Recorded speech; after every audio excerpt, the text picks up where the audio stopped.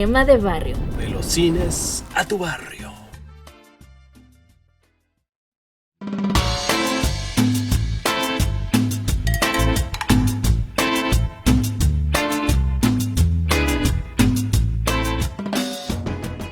Saludos, pandilla de Cinema de Barrio. Mi nombre es Óscar Amadeo Modigliani.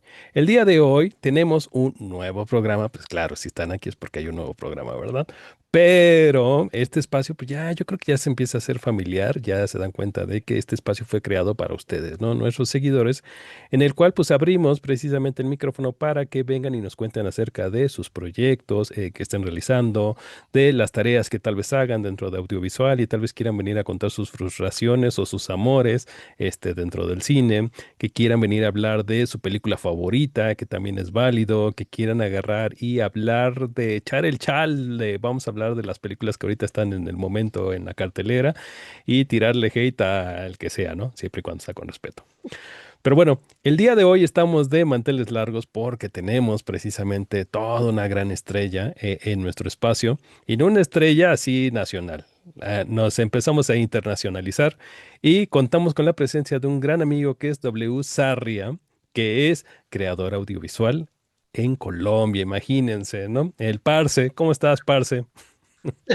Muy bien. Muchísimas gracias, Oscar, por invitarme a tu podcast.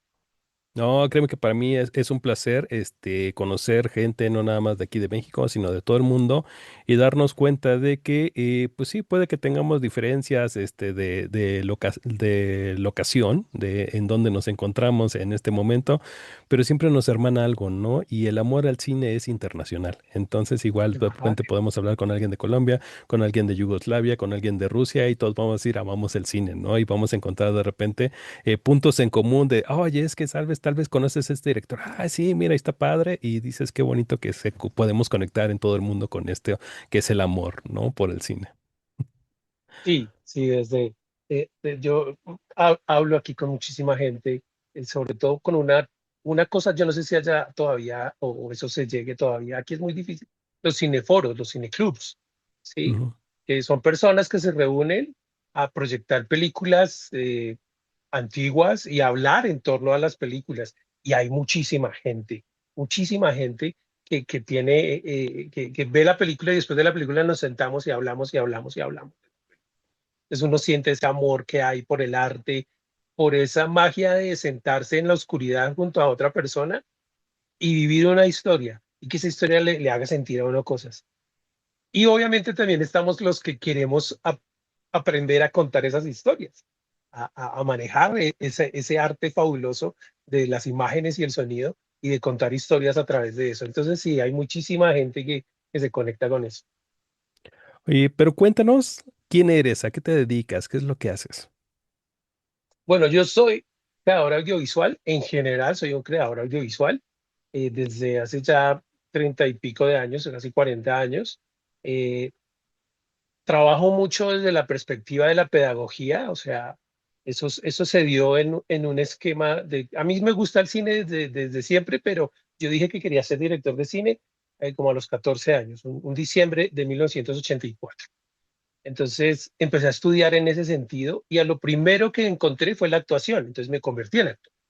¿Sí? Estuve en grupos de teatro, aprendiendo, montando obras de teatro y haciendo un montón de cosas. Y luego yo monté mis propios grupos de teatro y a través de todo el tiempo la actuación ha estado conmigo. Eso por un lado. Pero como quería ser director de cine, entonces estudié aquí cuando salí del colegio, logré entrar, no a la universidad, solo había una universidad en Colombia en esa que abrió la carrera de cine y era muy difícil, la Universidad Nacional de Colombia era muy difícil entrar. Entonces había otras que eran producción de cine y televisión y no sé qué, pero ya eran técnicos más pequeñitos. Entonces yo dije, no, pues me voy por ese lado y me convertí en productor de cine y televisión, técnico en esa época. Y ya después comencé a trabajar y a trabajar. Y eso me llevó a muchos otros lugares. La pedagogía la encontré dictando talleres de actuación a profesores. Entonces diseñé un proyecto pedagógico que utiliza el cine como una herramienta pedagógica para enseñar y para desarrollar procesos. Y obviamente he producido mis propios cortos, he dirigido mis propios cortos, enseñando, he producido muchísimos cortos.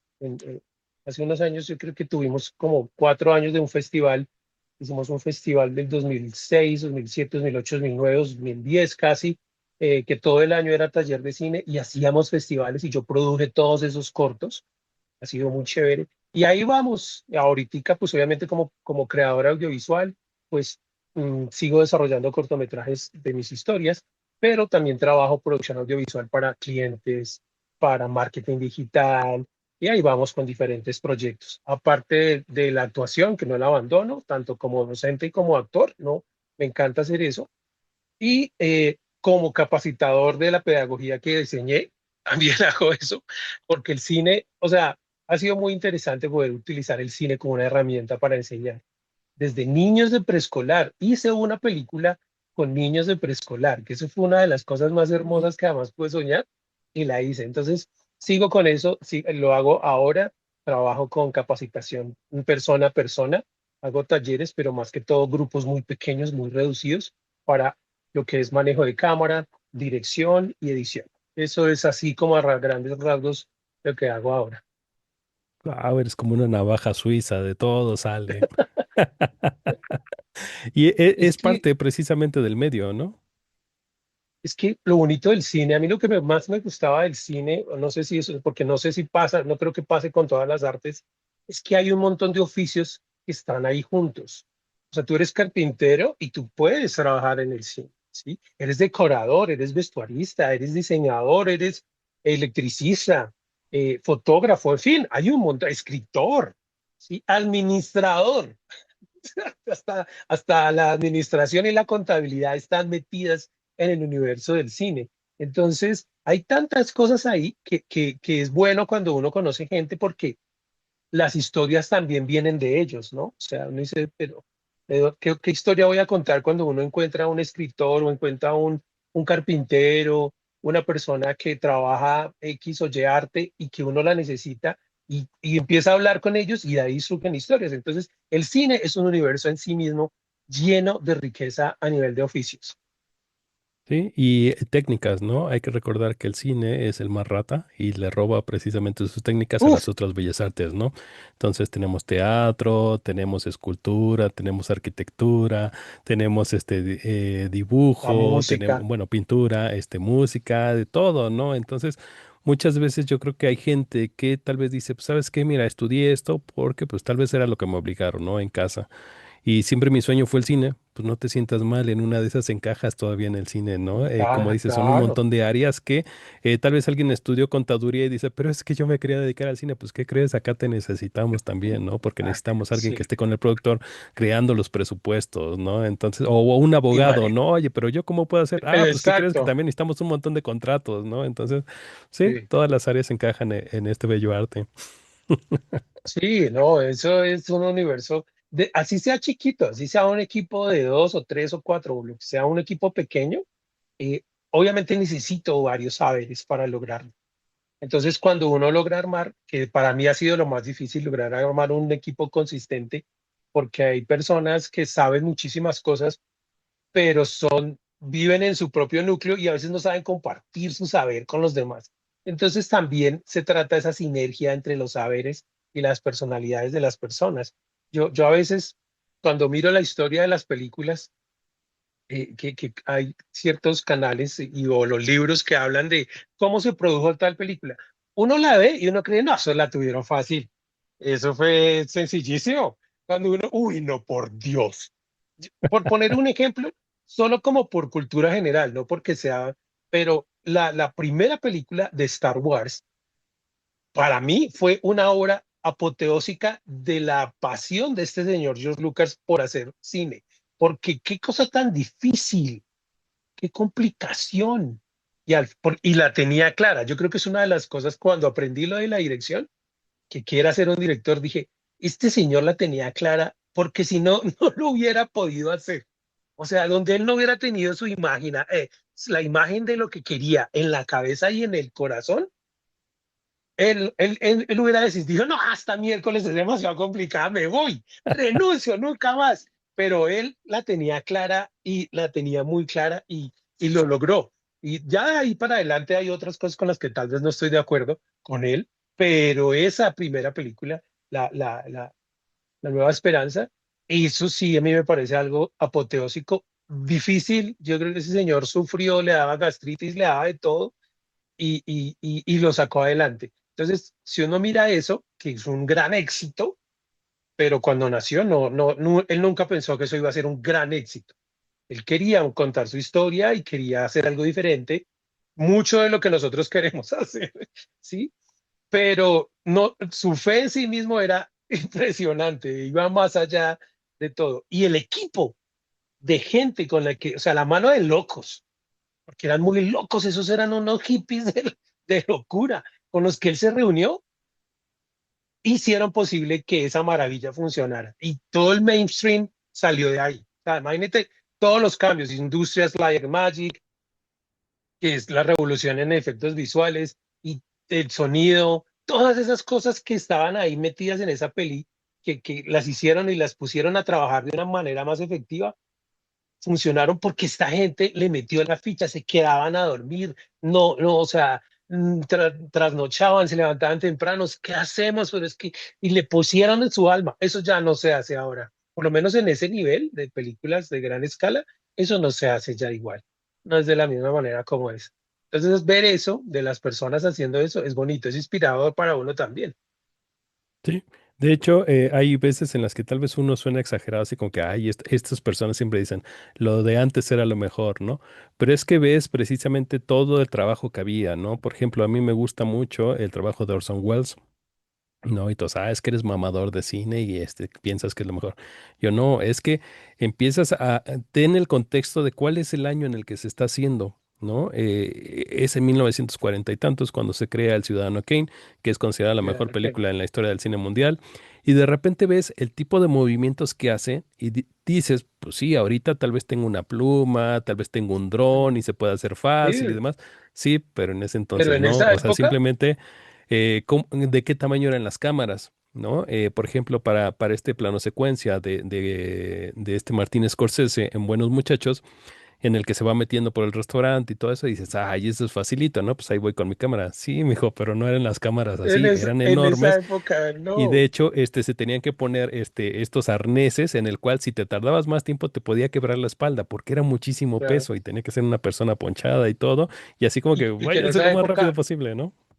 en esa época aún no existía el Steadicam, que una de las Ujú. cosas que les debemos a Rocky es el uso del Steadicam, la comercialización a gran escala del Steadicam. Ahora tenemos toda la tecnología y tenemos movimientos incluso imposibles de hacer que uno con la IA los consigue y que se mete y sale y que giran y que hace cosas raras. Pero en esa época no se podía, o sea, ellos, yo creo que eso me gusta mucho de los franceses, del cine francés cuando en los principios los franceses no les gustaba todo lineal, a ellos no les gustaba contar esa historia de el hombre llega en el carro, el hombre se baja del carro, el hombre camina, el hombre golpea la puerta, abren la puerta, entra. No, ellos decían, no, espere, no.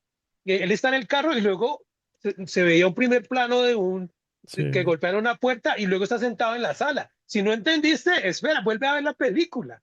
Pero entonces, toda esa magistralidad de crear la combinación de planos para que uno entendiera más allá de que me lo diera todo masticado, entonces también diseñaban movimientos muy locos. Y yo creo que, mira, la mayoría de todas esas vertientes de movimientos de uso de cámara, más allá de lo que uno pensaba, son de Europa. Porque si uno ve el acorazado Potemkin y ve esa escena fabulosa de la escalera, ¿de dónde salió ese señor? ¿Sí? Eso no era estadounidense, no era americano. Él quería expresarse de una manera diferente y nueva y dijo, ah, pues ¿será que esto se puede hacer? Y todo el truco ese de la carriola y todo el cuento, ay, y todo ese juego de planimetría que hubo, de combinar una cosa con la siguiente, y lo mismo el cine francés, el cine italiano, con sus temáticas y sus cosas. Entonces, uno ve los maestros del cine artístico, por decirlo de alguna manera, porque los maestros del cine técnico son americanos, W. Griffith y todos estos señores. Pero los maestros a nivel de colores, de planos y de contar las historias y narrativas son europeos. Está Buñuel, está hasta Dalí, que hacía cosas muy locas, ¿sí? Sí, Entonces, ahí es donde uno dice, tenemos también que mirar la influencia de cómo se construyó el cine hasta ahora y ver lo difícil que les tocaba, pero también lo creativos que eran. Y eso es lo que yo le digo a veces a la gente, vea, no se limite porque usted no tiene la gran cámara, sea creativo, mire a ver qué se inventa, porque de ahí surgen cosas muy interesantes. Yo por eso no soy fan de que les den mucha plata a los directores en el cine, porque Robert Rodríguez con no sé cuánta plata, con $200,000 o menos, creo que cuando hizo el mariachi, y es una esa sí. película, pero después le dieron toda la plata para que con este otro señor, se me olvidó el nombre, Antonio Banderas, hiciera la siguiente y ya no era lo mismo, o sea, no, o sea, entonces digo, no les den tanta plata porque pierden la creatividad. Y Sí. ellos se vuelven se tienen que gastar todo eso aunque no necesiten gastárselo. Pero no se justifica, no se lo tire, no hagas. Desgraciadamente pensamos más o creamos más desde la necesidad, ¿no? Sí, De hecho, si te das cuenta ahorita que estás mencionando a los europeos, mucho del sustento que tenemos, tal vez tú y yo, viene de los italianos, ¿no? En el neorrealismo italiano. Cuando dicen, pues, ¿cómo hacemos cine si no tenemos estudios de cine, ¿no? Entonces es así como que bueno, a ver, no hay estudios de cine, pero ¿qué es lo que va a ver la gente? Historias, ¿no? Entonces lo más importante debe de ser una historia, no que si tengo la cámara, que si tengo la lámpara, que si tengo esto. Entonces vamos a salir a las calles, vamos a filmar, no tenemos para comprar grandes actores, pues entonces con la misma gente de la calle, ¿no? Y de ahí podemos ir sacando historias y podemos ir haciendo esto. Lo más importante es la técnica. Y es lo que muchas veces la industria quiere decirte lo contrario, ¿no? Necesitas esta cámara Sony de tal para que grabes realmente cine. Necesitas este tipo de editor con el que vas a hacer la corrección de color y esto, ¿no? Necesitas este equipo para tal. No, no es cierto. Necesitas precisamente técnica, ¿no? Es agarrar, organizarte aquí primero en tu cabecita, decir, esta va a ser mi historia, porque ¿qué es lo más importante? La historia. De nada te sirve que tengas grandes recursos si tienes una historia mediocre. No, no la vas a nada, levantar, ¿no? Ni con la mejor cámara, ni con los mejores actores. no. Si tu historia es pésima, se va a quedar así. En cambio, si tienes una buena idea y lo haces precisamente como bien dices, agarra pues la cámara que tienes por ahí o hasta el celular ahorita que están tan avanzados, pues con el mismo celular, con tus cuates empieza a estar practicando, que mis lamparitas, pues que no tengo profesionales, pues me voy agarrando una de escritorio que tengo por acá, me voy agarrando esto y solito con la práctica vas a ir mejorando tu técnica y tus películas van a subir de nivel y a la gente le va a gustar más que si tuvieras los grandes recursos, ¿no?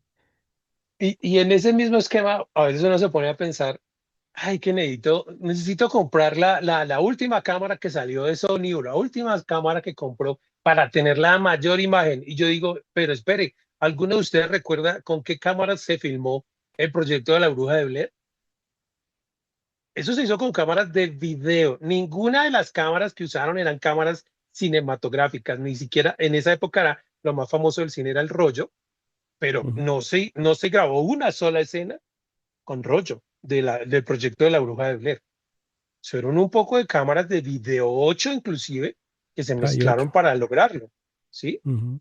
Entonces dice uno, venga, espere, no sea así tan mala leche. Lo mismo con la primera de actividad paranormal, que Mm, sí. eso era lo más barato que había en el mundo. Pero el secreto de lo que había, yo recuerdo que esa la vimos con una amiga. A mí no me gustan las películas de terror en la noche porque soy muy sugestionable. Entonces yo sé que no voy a dormir.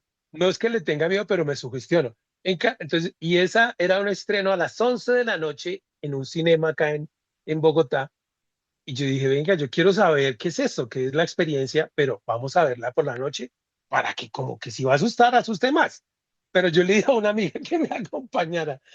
Y la experiencia fue muy, muy divertida. O sea, yo nunca me había divertido tanto viendo una película de terror porque entendí lo que querían transmitir. Vi la simpleza de la historia, las cámaras colocadas, ni siquiera es que era una fotografía sublime. No, era muy organizadita, muy bien pensada, de dónde pongo la cámara para que cuente la historia. Sí, obviamente había un diseño de fotografía y un diseño de color y un diseño de cosas para dar el ambiente, pero los sustos y todo estaba muy bien logrado. Lo más divertido es que nosotros los hombres, cuando nos asustamos, nos reímos. Entonces, claro, estaban todas las chicas con sus novios viendo la película. Ellas, las mujeres, pues se desahogan de manera natural y gritan.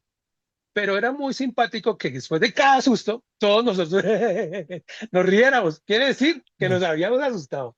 En serio nos habíamos asustado. Dije, mira, algo tan simple como colocar unas cámaras en unos lugares específicos, darle unas instrucciones a los actores para que los lleven hacia un lugar.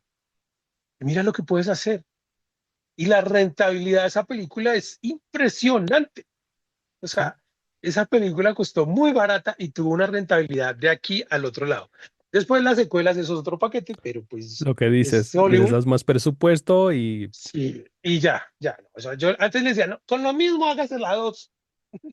¿Sí? sí, Bueno, hay una cosa con el presupuesto que sí entiendo y que me parece que tiene sentido, y es que tienes que pagarle más al talento, ¿sí? Y ya, solo el talento, o sea, tal vez al director y a cosas artísticas dentro del esquema, sí, páguenles un poco más, hicieron un buen trabajo, gracias a ellos la gente se conectó con el personaje, ¿sí? Porque no necesito pagarle más ni al fotógrafo ni al camarógrafo, ellos tienen su sueldito y ya, eso les pagamos lo mismo y hacemos la misma película, tal vez hacemos un guión un poco más ambicioso, pero con el mismo presupuesto para que nos saquemos la sangre, hombre, espere, ¿sí? sí, Ah, bueno, sí, cuando hice la película tuve mal pagos a todos, pues ahí sí, la segunda parte, ahí sí ya les voy a pagar bien, o sea, era la promesa, sí, ¿no?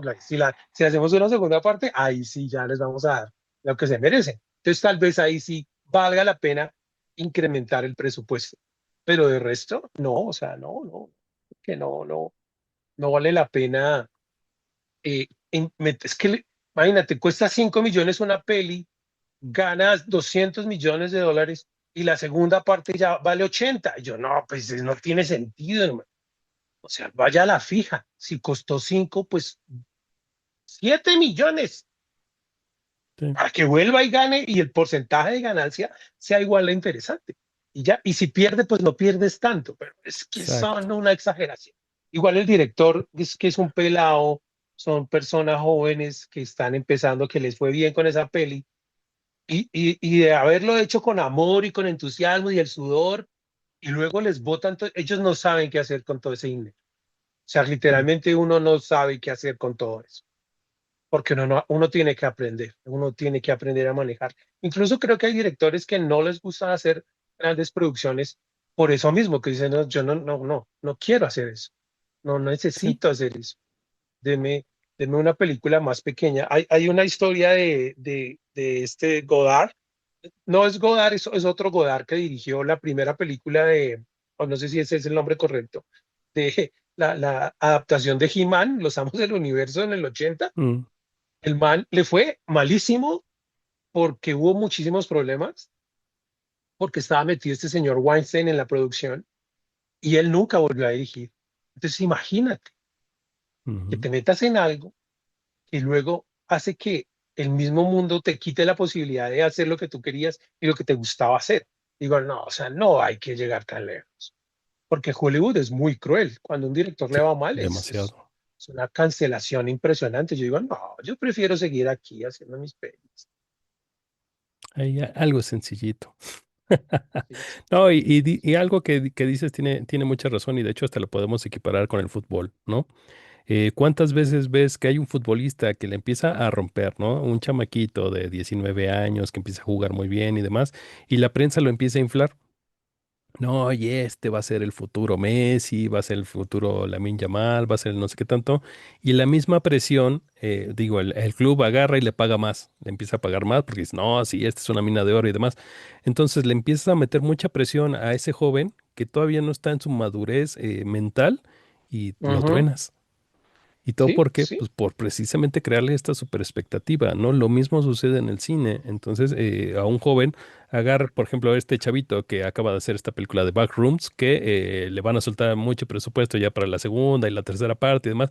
Dices, pues espérate, ¿no? O sea, llévalo poco a poco, porque si no, igual lo puedes quebrar. Pero Hollywood no es así. Y uno como joven Ujú. director, pues obviamente siempre está buscando su beneficio. Pero yo, por ejemplo, me acuerdo, había una película que se llamaba Chronicles, no recuerdo el nombre del director ahora, es que son tantos nombres, y era una historia de unos chicos que encuentran como unas rocas que les da superpoderes. Esa película es hermosa, es una película de superhéroes bellísima, está muy bien hecha, es romántica, los efectos especiales son sencillos, pero están puestos donde deben hacer. Y a él, ¿qué le dieron después? Al director, ¿qué le dieron después? El remake de Los Cuatro Fantásticos, que fue un espanto que yo digo, no, o sea, no se salva por ninguna parte, es aburrida, no tiene sentido la historia, no parece que lo hubiera dirigido él. Obviamente se le salió de las manos cuando el estudio empieza a pedir cosas y el dinero empieza a pedir más dinero de vuelta, entonces te pierdes, o sea, no es un camino en el que uno vaya subiendo suavemente. Ojalá los directores jóvenes nos escuchen y se den cuenta de que antes de adoptar un megaproyecto porque les fue muy bien, es mejor frenar y decir, sí, pero no por ese lado. Hagamos algo más pequeño, sí, algo que realmente me enseñe para yo tener esa capacidad. Incluso hay directores grandes, grandes, que han dirigido durante mucho tiempo películas de autor y todo eso, que les sueltan una superproducción y tampoco saben qué hacer con ella.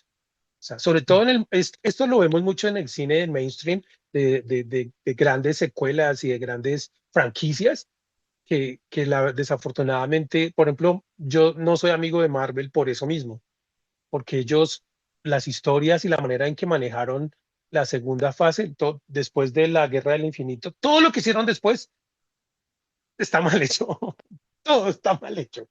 Administrativamente, como la idea está mal hecho, porque no debieron haber hecho lo mismo, debieron haber repetido lo que ya habían hecho de la misma manera, suavecito, pero no, no, ellos no hicieron eso y por eso ahora el cine de superhéroes tiene esas crisis tan interesantes, tan horribles, pero es porque Marvel se le subió el ego y dijo, no, podemos con todo, lo que yo, si yo les muestro un moco volador, el moco volador es, y no era tan así, esa no era la idea y contraprestando eso con los amigos de DC que no han logrado pegarle a nada de la manera correcta, yo creo que lo único bueno, o sea, aparte de DC, es la trilogía del Caballero de la Noche, que es una cosa impresionante, está muy bien hechecita.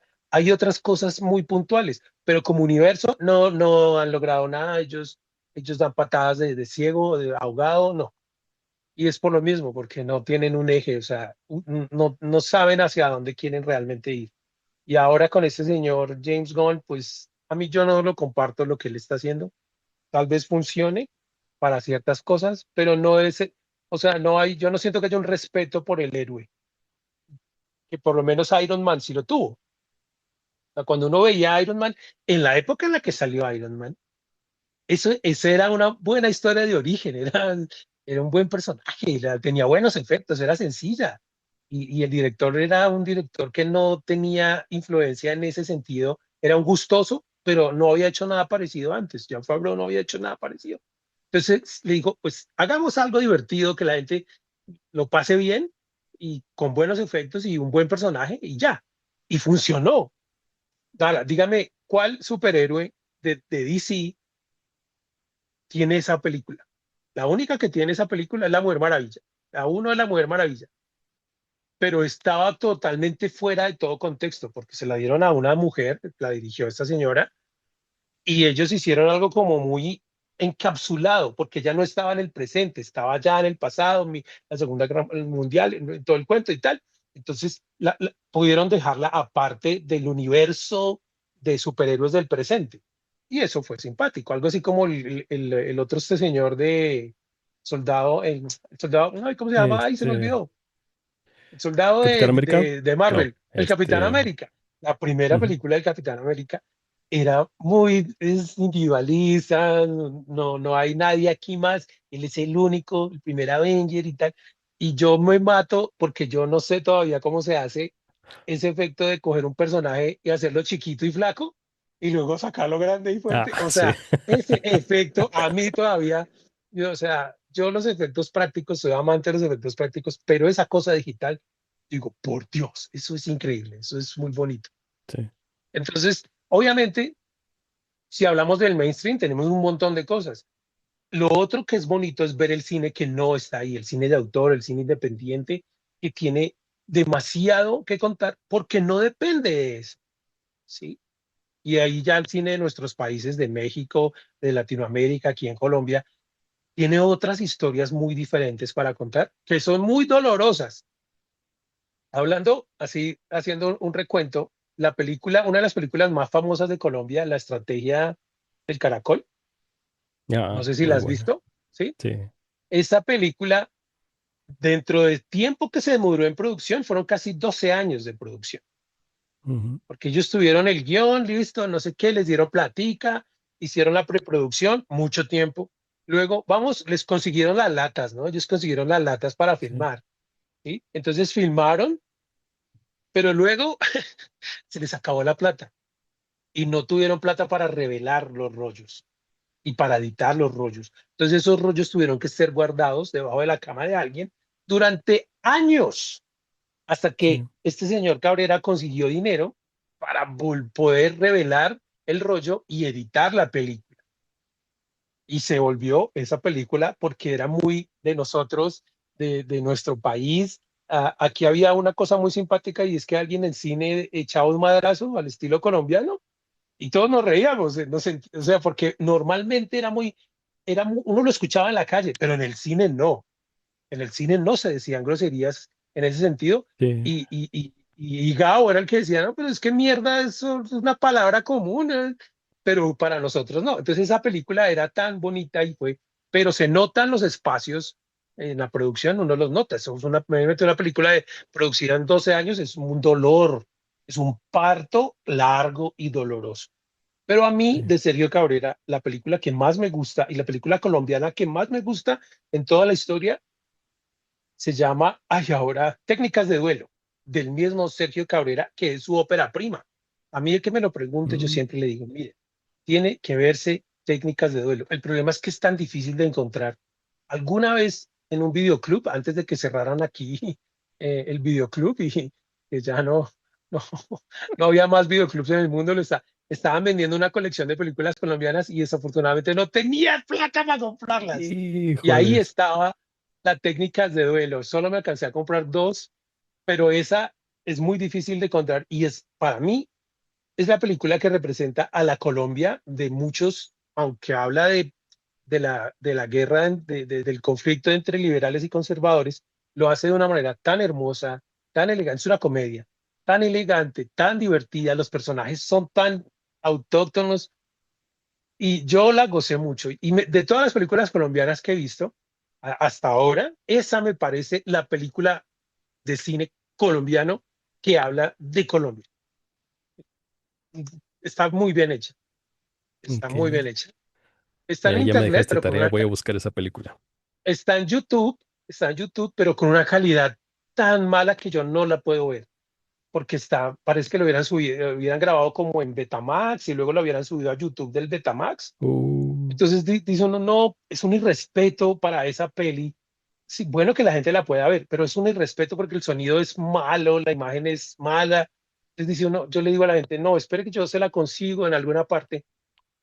Si les gusta el cine colombiano y les gustan las producciones de cine colombiano, yo les recomiendo un portal en internet que es rtvc.com, sí creo que es .com, que es del gobierno de Colombia, donde ha subido una cantidad de programas de televisión, de cortometrajes y de películas colombianas de toda la historia, ah. pero desafortunadamente ahí no está técnicas de duelo, ahí no la van a encontrar, Oh.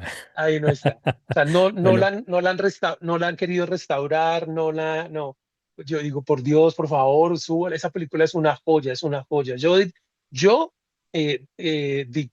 cuando dicto los talleres, me gusta dictar los talleres con las películas colombianas para que podamos diferenciarlas del mainstream. Obviamente, mainstream en cualquier parte, hables Netflix y ahí hay todo lo que quieras de mainstream.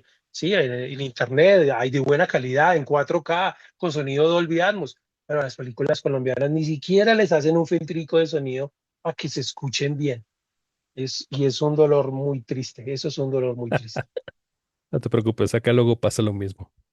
Ah, De hecho, en un podcast pasado lo estuvimos hablando, ¿no? De que muchas veces acá en las producciones están los jóvenes tan metidos precisamente en que se vea bien que les vale gorro el sonido. Entonces ya cuando agarras y lo ves dices, no, les falta el sonido, ¿no? O sea, se escucha fatal, de repente, no sé, se escucha las pláticas así, y de repente agarran y hablan fuerte y dices, ah, pero ¿por qué hacen eso? ¿No?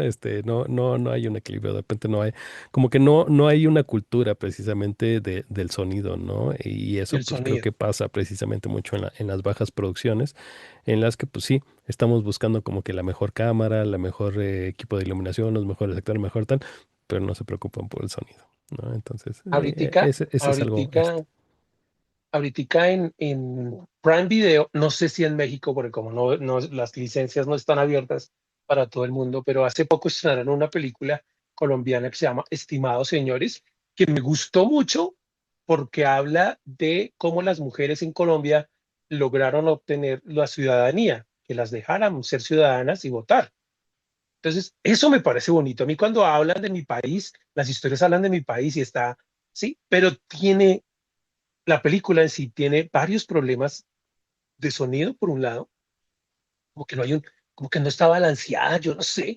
Hay algunas voces que se escuchan bien y luego se escuchan lejos, entonces tiene problemas de sonido, eso lo noté bastante, y eso que lo estamos viendo con la barra de sonido que hace que el sonido de las voces se sienta más estable, más fuerte, pero se escuchaba así, lo noté. Y lo otro, tiene unos serios problemas de montaje. Y yo digo, ¿cómo así? No puede ser, no puede ser. O sea, hay unas partes en que parece que hubiera sido la tarea universitaria de alguien. Y yo no estoy demeritando a la directora, porque es una directora, pero el montaje sí les quedó muy extraño. Hay ciertas imágenes y ciertos cortes que no, o sea, no me ayudaron a seguir la historia. Me encantó la película por lo que te dije, lo que traje, los personajes de adentro, lo que dicen, cómo tratan a las mujeres, porque yo escribí un libro de no ficción que se llama La teoría XY, porque los hombres somos así, ¿no? después de una crisis personal.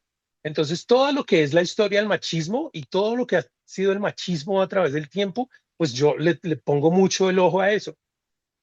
Y hay unos diálogos en esa película que, por Dios, a uno le duele, a uno de hombre ya reconstituido que se está liberando del machismo, le duele que eso haya existido alguna vez. Uy, Dios mío. Entonces, eso me gustó de la peli. Pero ya técnicamente a nivel de guión, obviamente tiene sus espacios para mejorar, pero ya existe y eso es un punto a favor. Ujú. Entonces, si la pueden ver y allá en México está, se llama Estimados Señores, y creo que nosotros, los cineastas, le debemos mucha historia, mucha de nuestra historia al cine. Ok. No contamos bien nuestra historia y yo siento que es necesario que contemos la historia bien contada desde la idiosincrasia de las personas, no desde el acontecimiento en sí, sino desde la idiosincrasia. Hay otra peli que también está en Prime Video, los de Prime Video a veces sacan mucha película colombiana, me parece muy chévere, que habla sobre la toma del Palacio de Justicia. Yo esperaba un biopic muy interesante, una historia muy interesante, pero ellos todo lo cuentan desde un baño. ¿Sí? Entonces es más íntima. Yo dije, Mm. bueno, por cuestiones económicas fueron creativos y pudieron reunir una gran variedad de personajes en ese año que representan a muchos bandos. Bien, pero todavía les estamos debiendo a todos contar la historia de la toma del Palacio de Justicia como debe ser. Se lo debemos Sí. a la gente, ¿sí? De contar la historia no del héroe, del supuesto pseudohéroe narcotraficante, como lo cuentan las películas y las series estas que están de moda, sino desde la víctima de la violencia del narcotráfico, del señor que salió una mañana a caminar y de su familia y que una bomba le estalló y lo mató y las consecuencias de eso. O sea, esa historia hay que sí, contarla, porque ese es el dolor de lo que está ahí, ¿sí? Pero esas historias no están, están ahí, el Señor de los Cielos, el villano que es el superhéroe y que es dignificado. Y yo vi, yo no sé si tú viste la de Pablo Escobar que hicieron acá en Colombia sí. con Parra, Hay como que me dos, parece, ¿no? no, de la que hizo Parra hay solo una, porque está la versión de Ah, ok. Narcos, Ujú, Narcos que hizo Netflix, que es otra, con sí. otro Pablo Escobar, pero en Colombia, el Caracol Televisión sacó una miniserie Ah, sí, sí, sí, sí. que fue con Parra, es que se me Ujú, Iván Parra, no, ahorita tiene una serie también en Netflix, que hizo de un papel impresionante de Pablo Escobar, el patrón del mal, creo que se llamaba, o se llama.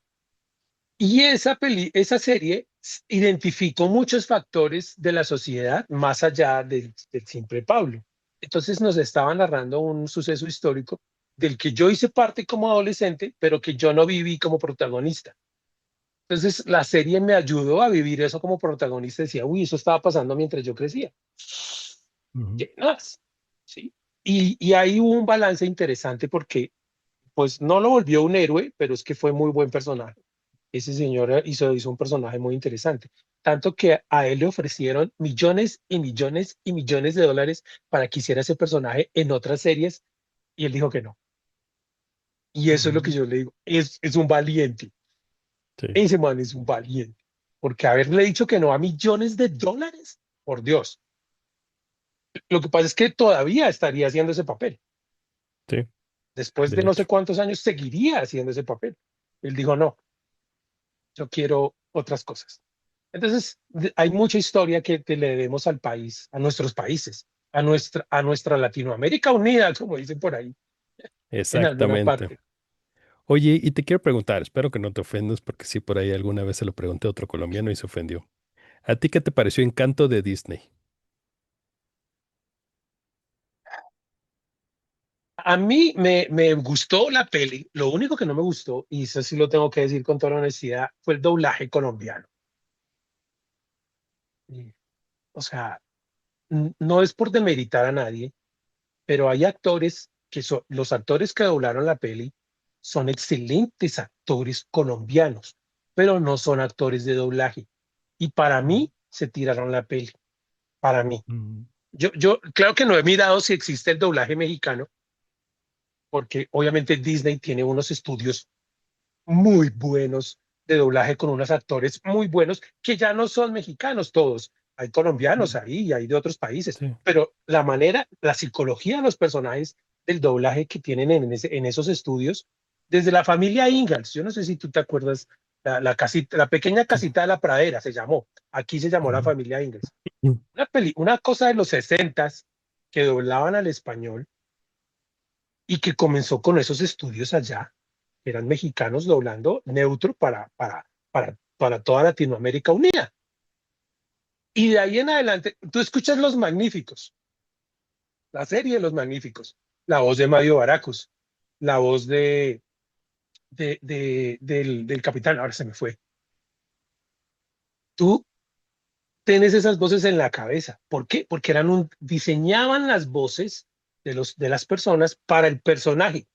Había veces que el personaje original tiene una voz chillona y una cosa así. Y ellos decían, no, no, no, este man tiene que tener como una voz así profunda y no sé qué. Y le pegaban al perro, o sea, era sí. impresionante. Y en esta película de Encanto, a mí me gusta la historia, a mí me gusta el diseño, me gusta todo lo que está ahí, me gusta. ¿Por qué? Pues porque es una película de muñequitos. Yo no estaba pidiendo realidad absoluta, ni crisis económica, ni sufrimiento, ni desgarro, ni secuestro, ni... No, es una película de Pixar, por favor. O sea, sí. Pero lo que sí me dañó la experiencia fue las voces colombianas ahí. Incluso ahorita, no sé si vieron Valerina y la vieron en español.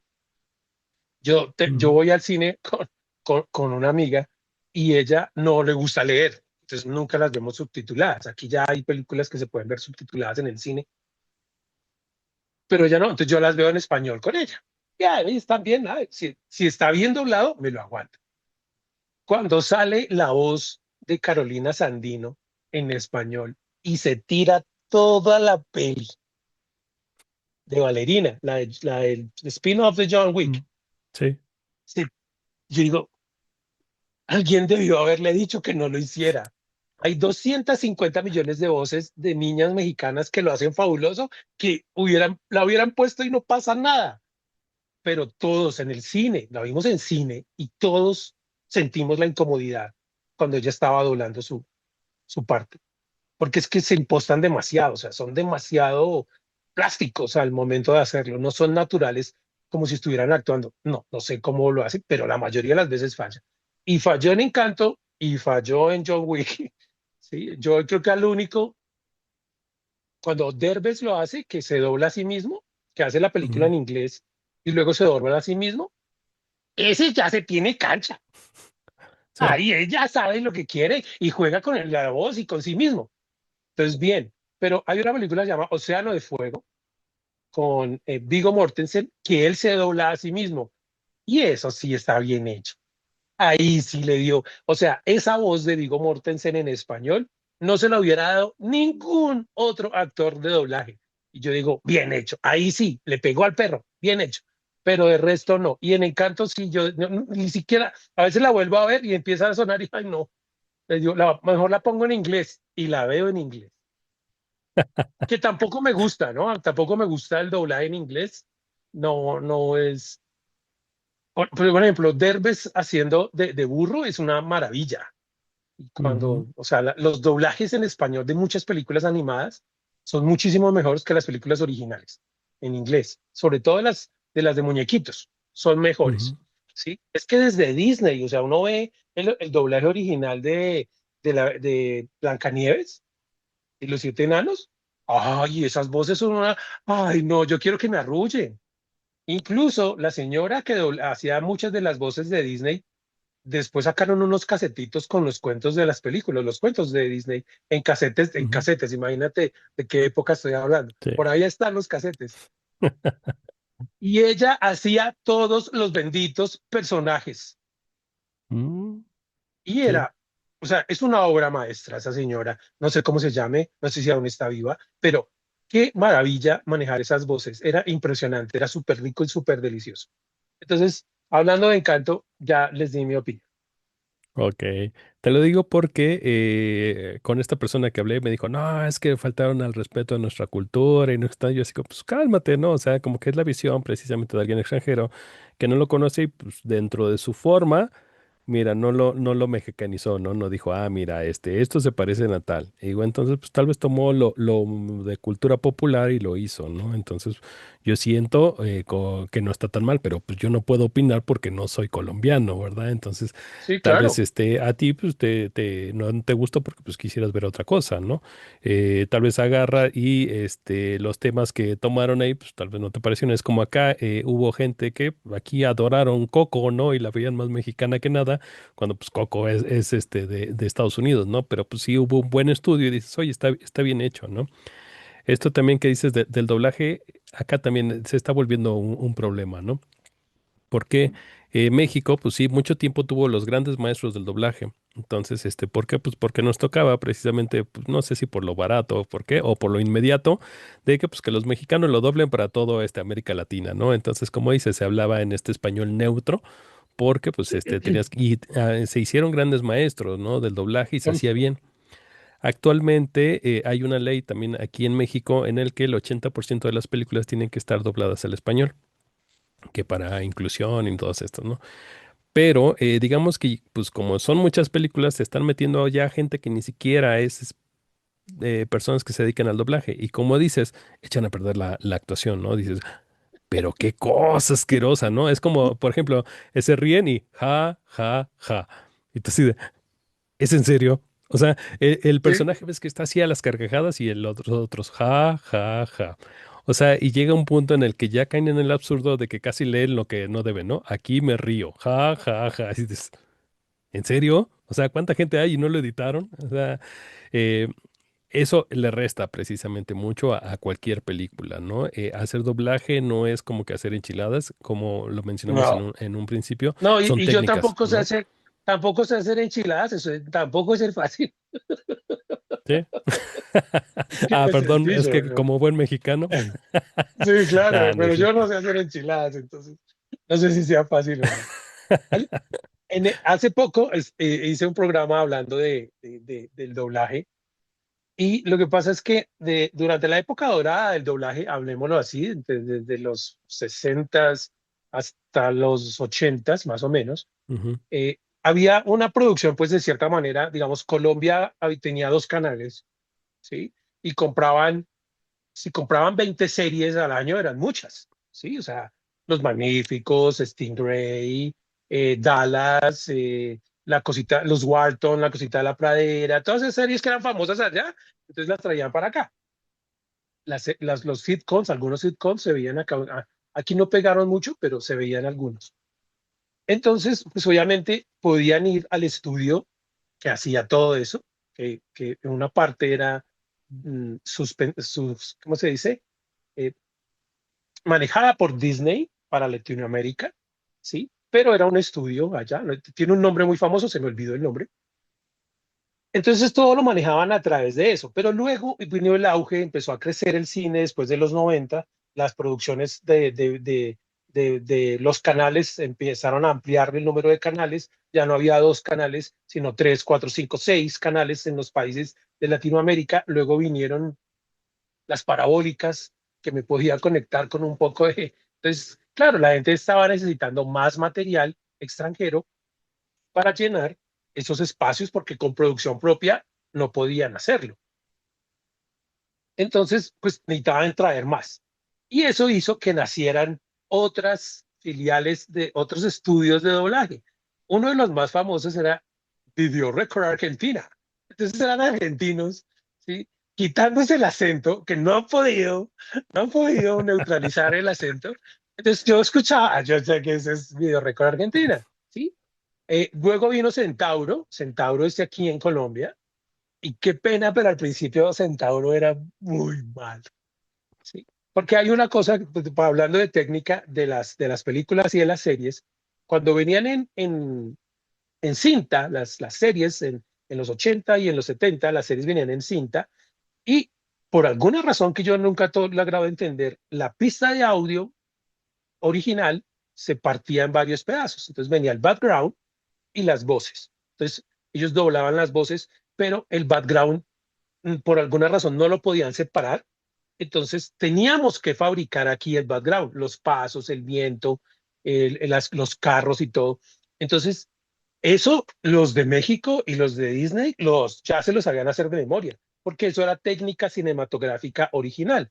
La mayoría de audio del cine es doblado o es rehecho o reeditado, ¿sí? Entonces, lo que hacían era coger esa pista y hacerle una copia de muy buena calidad y la película en español, que eran muy pocas, más que todas las de Disney, aquí en Colombia hasta mediados de los años 90, casi finales, todas las películas venían subtituladas al español, todas, menos las de Disney y las de muñequitos. De resto, todo.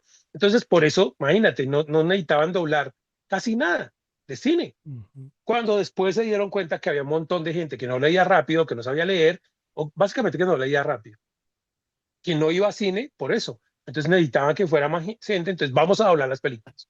Y llenaron a esta gente de trabajo y ellos ya comenzaron a cobrar más, necesitaron estudios más baratos, entonces salió Centauro, salió Video Record Argentina, hay una en República Dominicana que dobló al principio The Voice y luego los Mm, reemplazaron por una mexicana. Esas son mm, las historias simpáticas. Si ya no está, desafortunadamente ya no está. En internet está la voz original que primero usaron, que era República Dominicana, de The The Voice. Voice, la serie de Amazon Prime, y ahora está la nueva.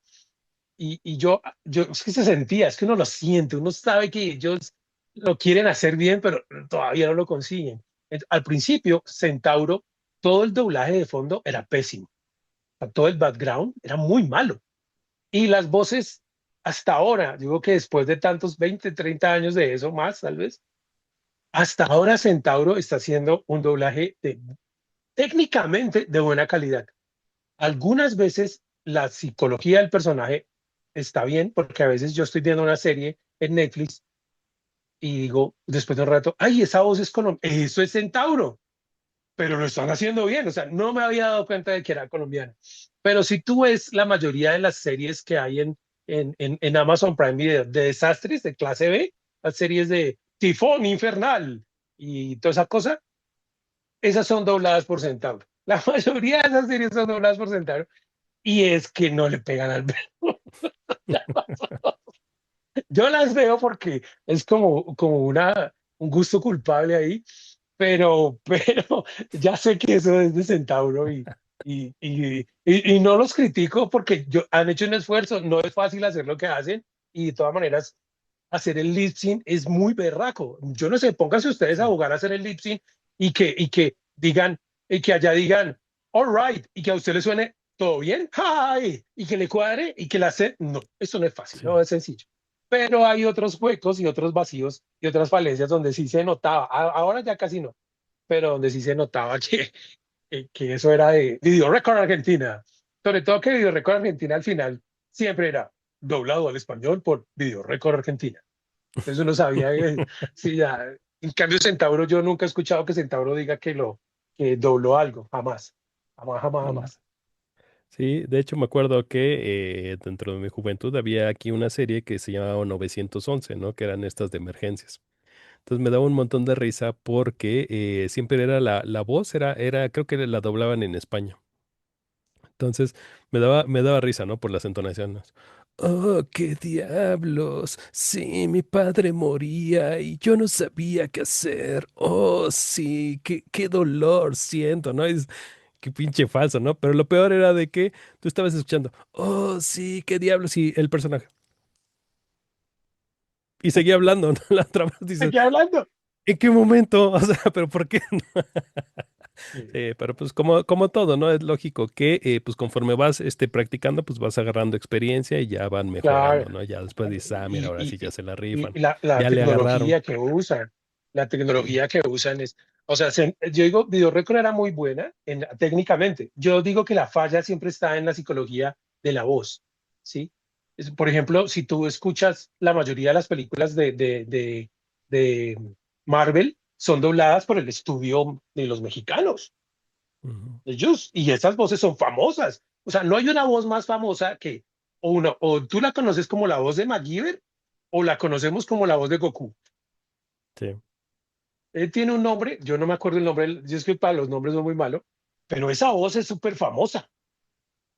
Incluso la ha tenido Ujú. Bruce Willis en algunas pelis. Sí, Sale y esa voz es elegante, la voz de Thanos. Ay, juepucha, sí. por Dios. Bueno, lo único es que ahí sí me llena de orgullo porque la voz de Thanos es un colombiano. Pero está en ese estudio, él trabaja allá en ese estudio. ¿Sí? Ahora Ujú. ya son más libres de viajar, pero es que tienen muchísimo trabajo, tienen que doblar todo lo de Netflix, tienen que doblar todo lo de Amazon Prime Video, todo lo de Paramount, tienen que doblar todo lo de HBO. Lo único que no doblan es lo de Disney, porque Disney Channel, el Disney Plus, el 90% de las cosas de Disney Plus está subtitulada al español. Son de lo más Sí. perezoso que hay para doblar lo que hacen. Y a mí me da rabia, Iván. Yo estoy en Latinoamérica, dámelo en español. Sí, tienes toda la razón. Oye, pero Y antes de que se me pase, quiero hacerte una pregunta, tal vez muy personal. Por ahí, antes de que iniciamos la entrevista, me contaste algo que me sonó súper interesante, pero me gustaría ahondar por ahí. ¿Cuál fue tu primer acercamiento al cine? ¿Cuándo fue cuando te enamoraste completamente del cine? Y ya de ahí cuéntanos esa experiencia que me contaste de que tienes hasta la fecha exacta de cuando decidiste ser director de cine. yo fui al cine cuando era niño, yo vi Benji, una película de Benji, esas de Disney, en español, ¿no? Esa sí era en español. Tendría como 5 años. Y yo lloraba, lloraba, pero yo no entendía muy bien qué era, dónde estaba el cine, la oscuridad. Incluso era un cine, ahora es un supermercado, ante el Teatro Kennedy, que queda aquí cerquita. Pero yo no entendía mucho lo que estaba viendo. Y luego en el colegio me llevaron a cine y pues era interesante, pero pues nunca lo vi como la gran experiencia. Me gustaban las historias y todo eso. pero yo era muy fan de los efectos especiales y la acción y todas esas cosas de fantasía. Pero en 1984 tenía, tenía 13 años y es menos mal que mi mami ya no está con nosotros en el planeta, porque no sé por qué un niño de 13 años lo habían dejado solo en su casa, cuidando la casa, mientras toda la otra familia se había ido para donde los abuelos, que era en otro, o sea, a miles de kilómetros de acá. Y me dejaron casi una semana y media solo. Y uno dice, ¿a qué niño de 13 años en este presente le pasaría lo mismo? Yo, yo no, o sea, antes era muy diferente porque eso no Sí. pasaba. O sea, ahora eso no pasa. El caso es que me dejaron solo. Yo había visto una película en mi colegio que se llamaba Cannonball, que era una carrera de carros toda loca, y estaban dando en cine la segunda parte. Entonces, eso me instó a mí. Yo tenía comida preparada, tenía las once, y en esa época era muy barato el cine. Para mí era muy barato el cine porque me habían dejado un montón de plata. Entonces yo dije, bueno, sabía coger bus, entonces preparé mi lonche, lo metí en una cosita con la gaseosita y me fui para el centro de Bogotá, que para un niño de 13 años era coger un bus, un camión que llaman ustedes, y llegar hasta allá, bajarse, comprar la boleta y entrar. Y vi Cannibal, ya, chévere, era la segunda parte, estaba Jackie Chan y Burt Reynolds y muy chévere. Luego salí y cuando salí, al frente había uno de los teatros más grandes de Latinoamérica, el Teatro Olimpia, que tenía una pantalla de 70 milímetros. Yo con 13 años no tenía ni idea de qué era eso, yo no sabía qué era eso. Dolby Stereo, yo no sabía qué era eso, ¿no? No, simplemente era una película y se llamaba Los Cazafantasmas. Yo, ay, vamos a ver si esta película es buena. Entonces crucé, pim, pim, pim, pim, pim. Había llegado a la matiné, era como a las 10 de la mañana, entonces iba a ir a la vespertina. Entonces, pim, pim, pim, crucé. ¿Vale? Ese teatro tenía una lámpara gigante que durante años fue una obra de arte consagrada ahí colgada. Yo entré, pagué mi boleta, entré, era en inglés con subtítulos en español, lo mismo que la otra, inglés con subtítulos en español, no era en español. Y me senté y yo a ver una película de fantasmas, yo quería que me sorprendieran y que fuera algo impresionante. Pero al principio, la primera escena es la de la señora en la biblioteca cuando se le prende una luz y ella grita y Sí. salen luces. Y yo, ay, no, otra estafa de película de solo lucecitas. ¿Sí? Ay, ya, bueno, sigámosla viendo. Pero ya después, los personajes, la trama de amistad de los cuatro, de cuatro personas tan distintas, Mm. y Egon, Beckman, Spengler, todos estos, Egon es el mismo Spengler, Winston Seymour, todos esos personas tan diferentes que lograran ser amigos. Y en esa época, pues yo era muy solitario, entonces eso fue como un ideal. Pero luego vi esos rayos y esos fantasmas y ese sonido, porque obviamente los cazafantasmas en el Olimpia fueron en 70 milímetros, donde te hicieras, eso era como un IMAX, todo se venía sobre ti, no era 3D, pero todo era inmenso. El sonido en inglés, en la pista original en inglés, venía en Dolby Stereo, no Dolby Atmos, eso no existía todavía, pero el Dolby Stereo sí, que era una cosa de 7 canales, sonido por todas partes, una fidelidad. Y yo era un niño de 13 años y yo, oh, por Dios, yo quiero hacer parte de esto, yo quiero hacer esto, yo quiero hacer una película así, quiero hacer películas. Y de ahí a ese día dije, yo quiero ser director de cine. Ese 26 de diciembre de 1984, porque ese día la estrenaron acá en Colombia. Entonces ese día la fui a ver. En Estados Unidos la habían estrenado a mitad de año, aquí fue en diciembre. Y yo recuerdo que ahí fue donde hice como película, hice mi primera película y es la segunda parte. Yo me la inventé en la cabeza, luego empecé a escribir historias, a escribir cuentos, más cuentos de los que ya escribía, porque ya venía contando historias desde más pequeño, pero ya como con una ideología más concreta, quiero saber para ser un director, qué necesito. Entonces dije, tengo que averiguar. Entonces necesito aprender a escribir para hacer esas películas, necesito aprender qué hace el director de fotografía, necesito aprender qué hace un guionista, necesito saber qué hace el gaffer, es eso tan raro, el productor ejecutivo, porque hay un productor ejecutivo y porque hay un productor y porque hay un productor asociado y porque hay un diseñador de producción. ¿Qué es esto? ¿Por qué hay tanta producción? ¿Y qué hace el director? Y los actores. Entonces, lo primero, y yo sé que lo más cercano que tuve fue la actuación. Digo, bueno, tengo que aprender a actuar para poder dirigir a los actores o para poder comprender cómo se hace eso.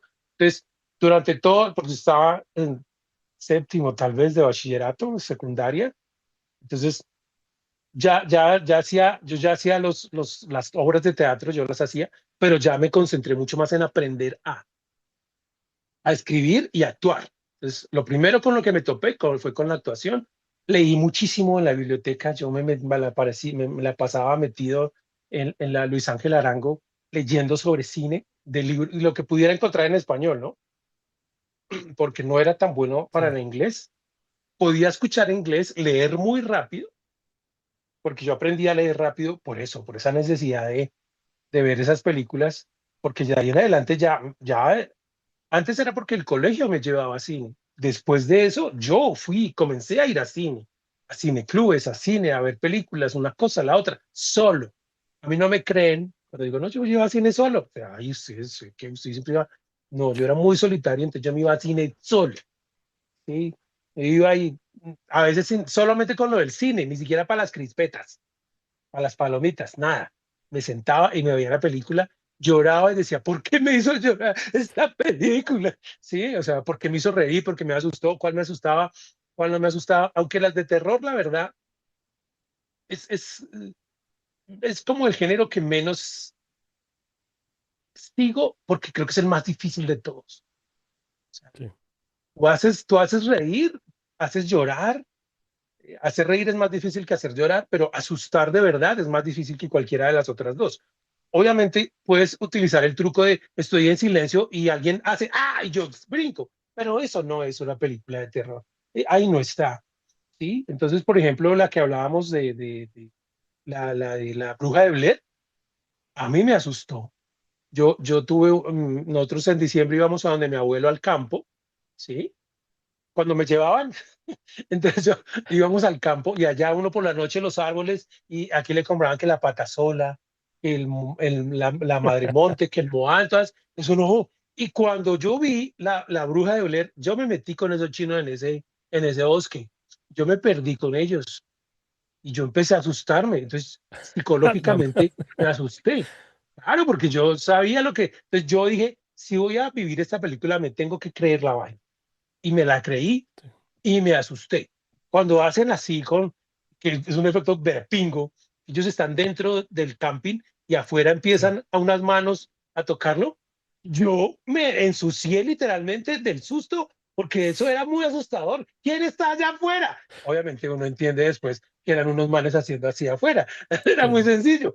¿Qué efecto tan pingo? Pero yo me asusté. Entonces digo, Ujú. wow, hacer una película de ese talante es impresionante. Yo vi El Exorcista cuando tenía 14 años, solo de noche, y a mí no me asustó. Mi mamá estaba en una fiesta allá en una sala y yo estaba viendo El Exorcista en televisión. No la vi en cine. No sé qué hubiera pasado si lo hubiera visto en cine, pero no la vi en cine. Y eso fue otro paquete aparte, o sea, eso fue, pero no me asustó. Me gustó la peli, pero no me asustó. Entonces, siempre para mí ha sido más difícil el asustar que cualquier otra cosa. Y por eso no. Tal vez el conjuro me gustó mucho, pero no me asustó. Me gustó, pero no me asustó. Ujú. Sí, o sea, es eso. Y por eso el terror. En los slasher, me gusta más que los slasher en sí, Scream y Halloween y Martes 13. Me gusta más, me parecen más creativas las de Destino Final, porque Sí, la muerte se inventa de unas demasiado. maneras muy locas. Entonces uno, es como entretenimiento banal. Sí. Pero ver al otro man allá descuartizar gente, Alien, el Aliens, la de James Cameron, porque la primera me tocó verla en video, pero la de James Cameron sí la vi en cine. ¡Ah! ¡Fue pucha susto tan berraco! Esa vaina sí que me asustó. ¡Tiburón! ¡Uy! ¡Fue pucha! Y esa la vimos, estaba en quinto de primaria, nos la proyectaron en el colegio en un proyector de 16 milímetros con un sonido pésimo. El proyector era muy malito, no tenía suficiente energía y la vimos en el teatro del colegio con luces prendidas y todo. ¡Qué susto tan violento! No, o sea, me dio terror de los tiburones. Entonces era como, uy, ¿cómo haces esa vaina? ¿Cómo logras eso no es tan fácil. Y tal vez por eso no escribo terror tampoco. Sí, de hecho, es uno, para mí es de mis géneros favoritos, no porque sea emo o demás, sino porque lo respeto mucho, porque es de las películas, el género más difícil, porque si haces algo mal, inmediatamente se te va la comedia.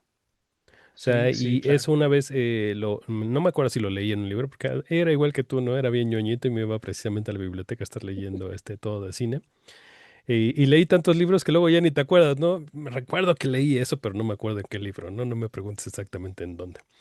Pero decía que él lo ponía en los años, me parece que 40, porque había mucha publicidad sobre una película que era como El monstruo de la laguna, ¿no? Algo así. Cuando Estados Unidos estaba sacando mucho este tipo de películas, ¿no?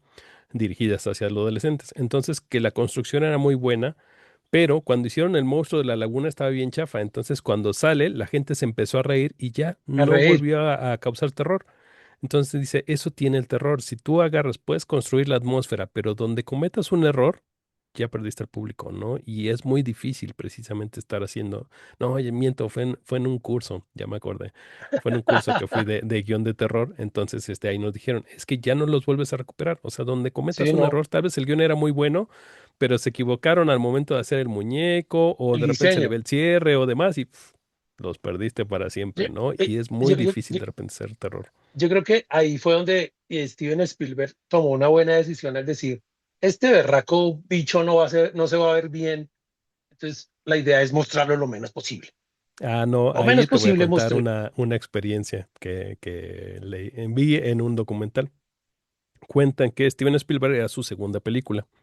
Entonces, él la agarra y hace esta película del tiburón. Para las escenas que era dentro del agua, hicieron el tiburón en unos materiales plasticosos. Para las partes de afuera ya era el tiburón mecánico que está todavía en la Universal. Entonces, hacen la película y cuando llegan al montaje se sientan la editora de Ujú, sí. Steven Spielberg y Es una Steven mujer, Spielberg sí. y tenían 200 y cacho planos del tiburón, ¿no? Entonces, con eso iban a construir la película.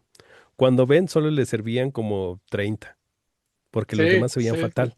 Entonces agarró y él dijo, estoy arruinado, ¿no? Ya valió, pues era su segunda película, dijo, todavía me falta, y ya su editor le dijo, tranquilo, o sea, vamos a buscar una manera, porque no nos Ujú, apoyamos en el efecto leitmotiv.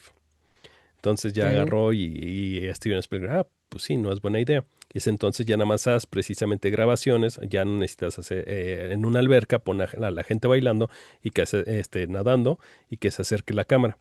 La música va a ser la que va a hacer la magia. Entonces, en las primeras Ajá. escenas de Tiburón, inmediatamente escuchamos el tun tun, Tum, tun tum. tun, tun Ah, tun, tun tun.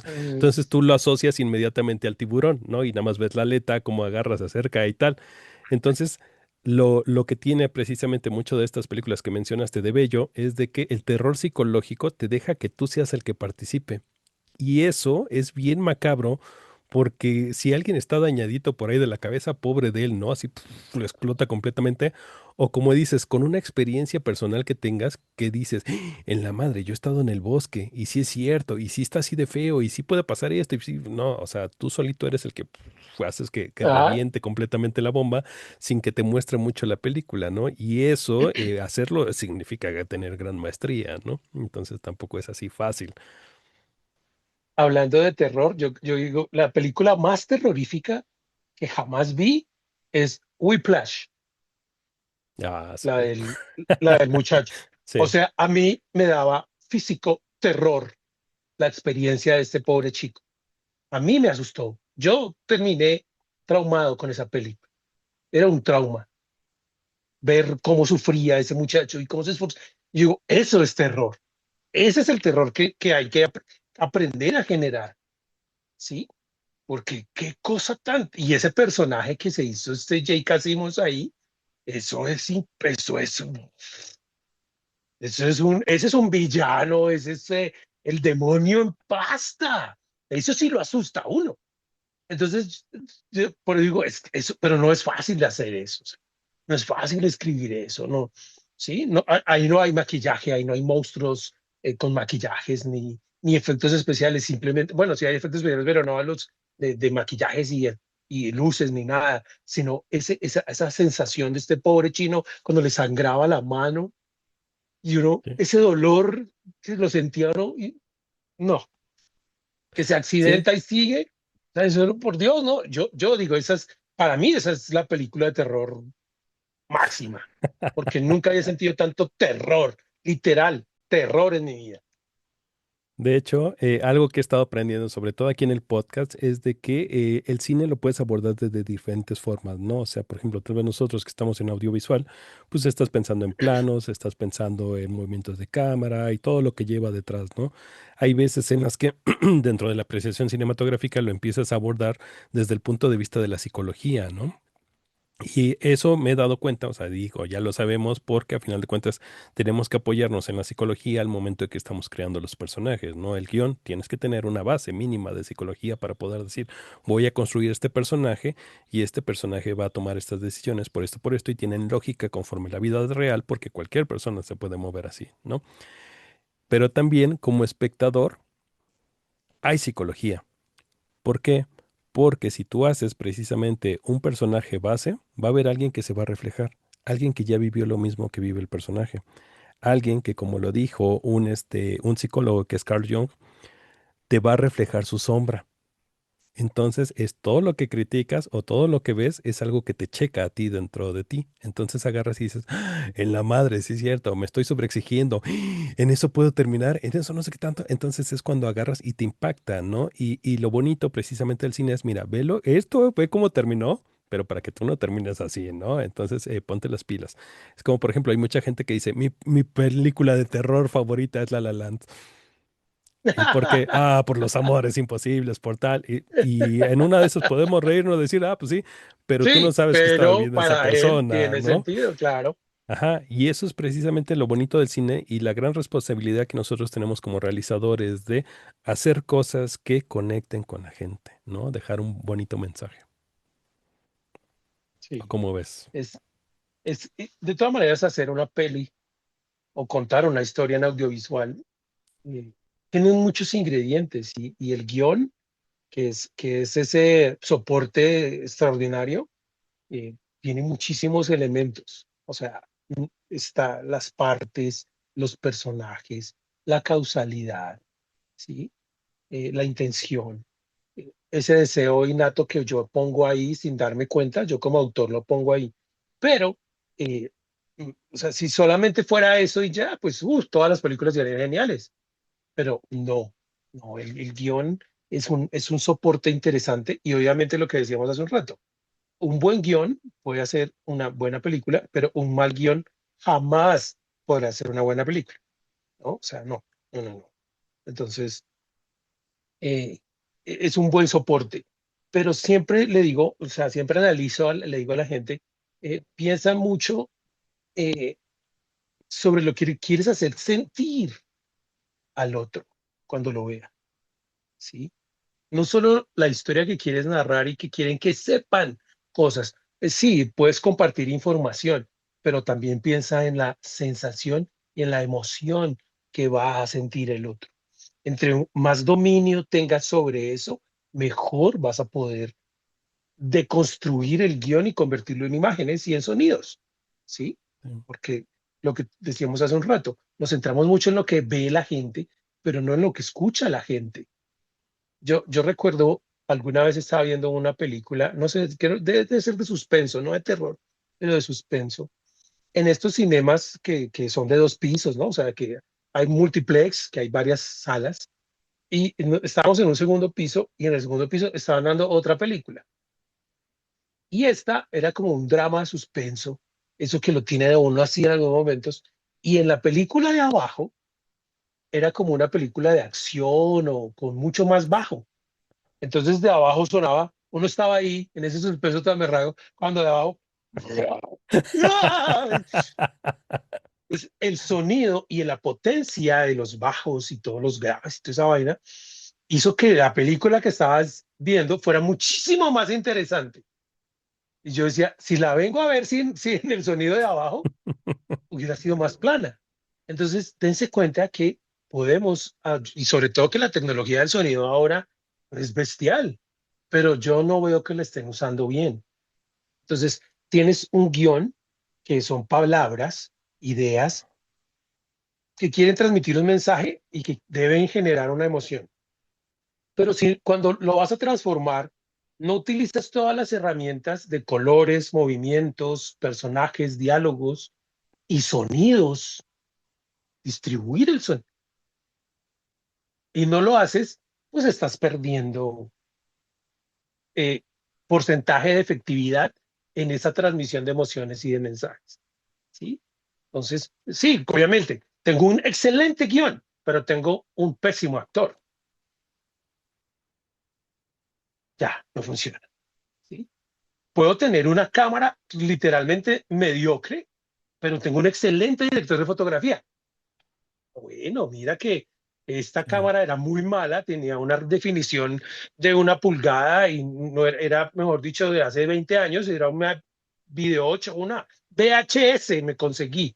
No teníamos para más, pero tengo un director de fotografía que aprovechó la ciencia de color y el grano y la estructura del VHS y me hizo estas obras maestras, ¿sí?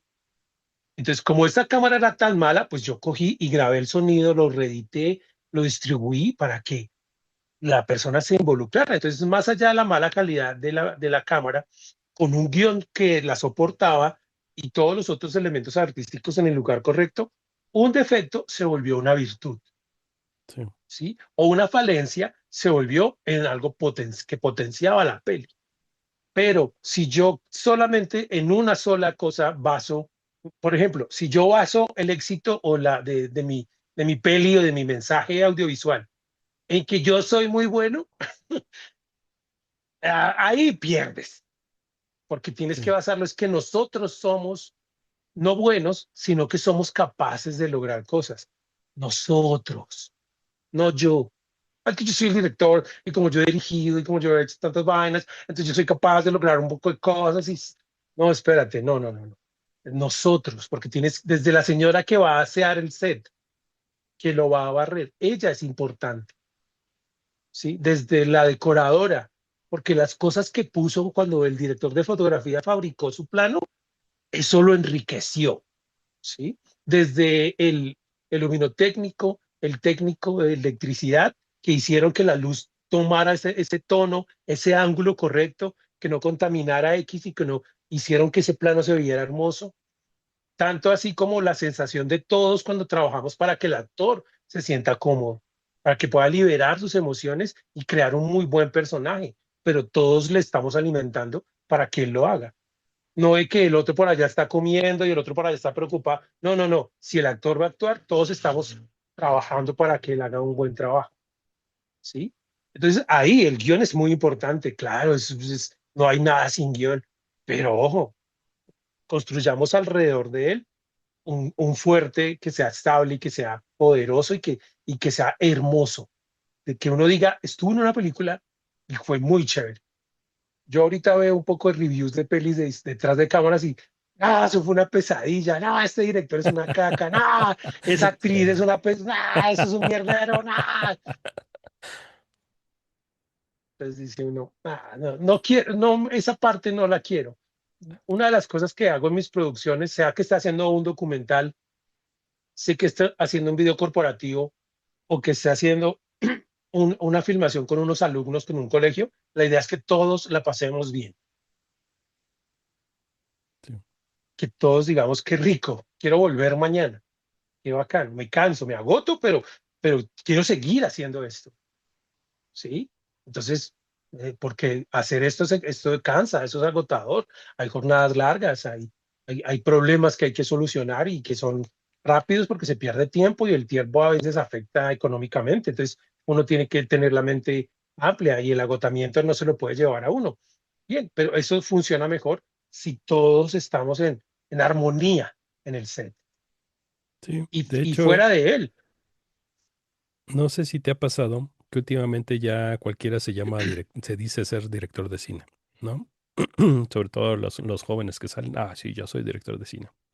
Para llegar a ser un verdadero director de cine, debes de aprenderte todas las áreas, aunque no las domines, pero sí tienes que saber todo. ¿Por qué? Porque eres el cerebro de la producción. Entonces tienes que saber lo que hace un director de fotografía para poderle dar indicaciones a un director de fotografía. Debes de saber lo que hace el área de arte para que les indiques a los de área de arte qué es lo que quieres, ¿no? Debes de saber actuación, porque ahora ya los directores de cine no quieren saber actuación.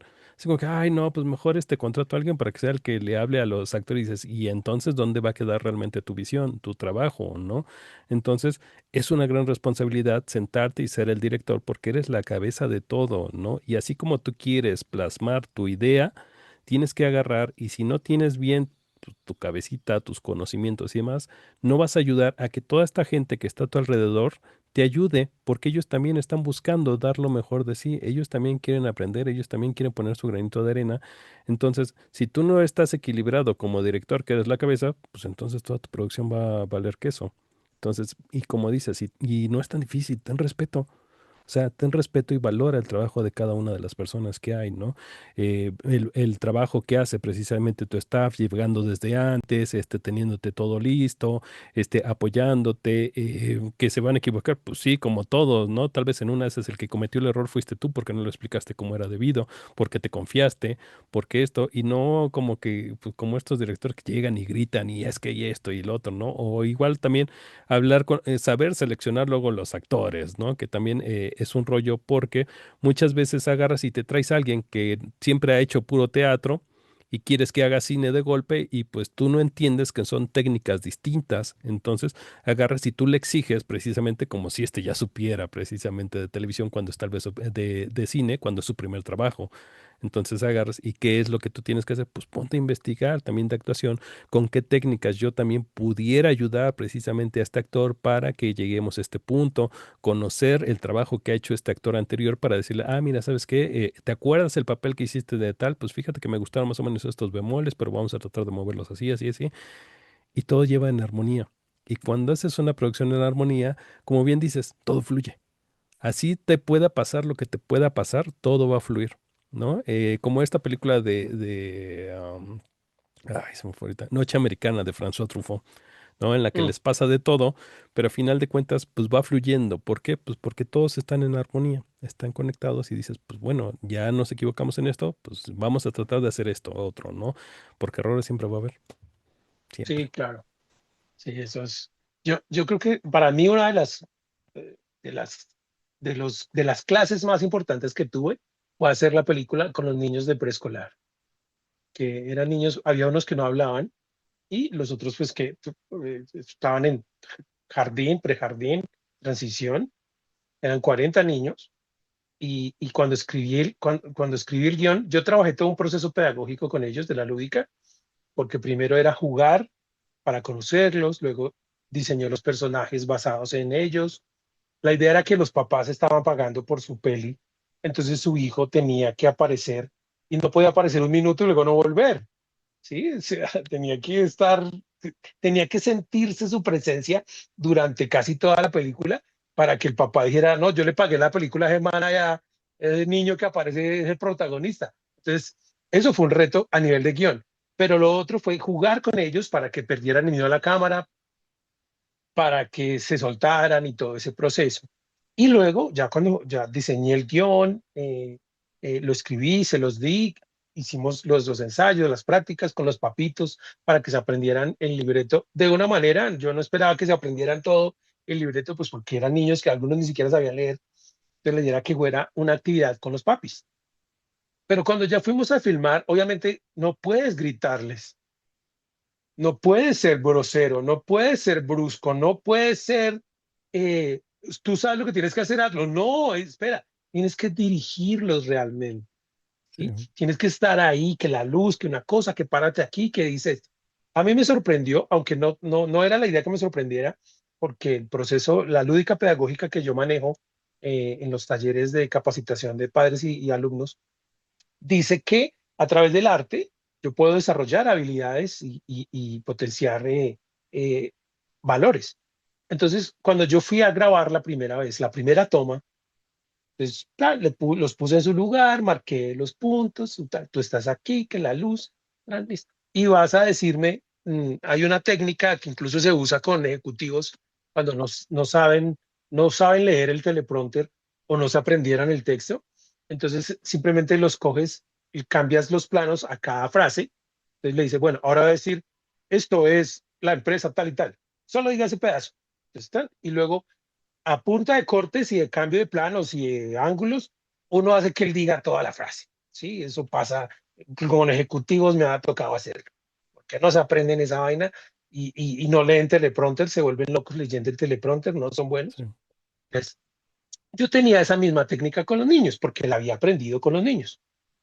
Pero cuando, después de casi 8 meses de trabajo con ellos, cuando fuimos a grabar la primera vez, bueno, listo, estás acá, mira, mírame a mí para que actúes, yo te voy ayudando, te voy diciendo lo que tienes que decir con el guión y tal.